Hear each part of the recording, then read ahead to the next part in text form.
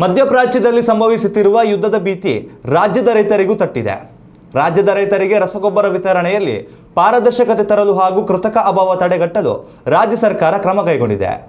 ಇನ್ಮುಂದೆ ರೈತರು ರಸಗೊಬ್ಬರ ಖರೀದಿಸುವಾಗ ತಮ್ಮ FID ತೋರಿಸುವುದು ಕಡ್ಡಾಯವಾಗಿದೆ. ಪ್ರಸ್ತುತ ಮಧ್ಯಪ್ರಾಚ್ಯ ರಾಷ್ಟ್ರಗಳಲ್ಲಿ ನಡೆಯುತ್ತಿರುವ ಯುದ್ಧದ ಹಿನ್ನೆಲೆಯಲ್ಲಿ ರಸಗೊಬ್ಬರ ತಯಾರಿಕೆಗೆ ಬೇಕಾದ ಯೂರಿಯಾ ಸೇರಿದಂತೆ ಪ್ರಮುಖ ಕಚ್ಚಾ ವಸ್ತುಗಳ ಆಮದಿನಲ್ಲಿ ವ್ಯತ್ಯಯ ಉಂಟಾಗುವ ಭೀತಿ ಎದುರಾಗಿದೆ.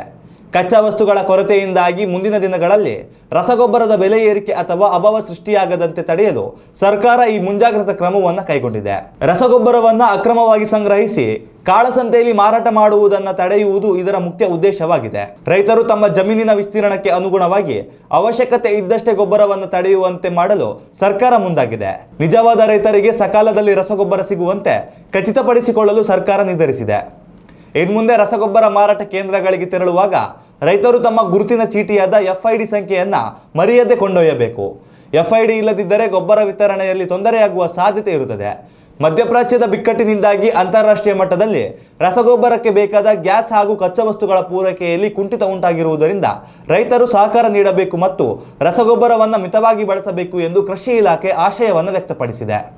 ಉತ್ತಮ ಸಂಸ್ಕಾರಯುತ ಶಿಕ್ಷಣದೊಂದಿಗೆ VSS English medium CBSE school Udupi Muddur.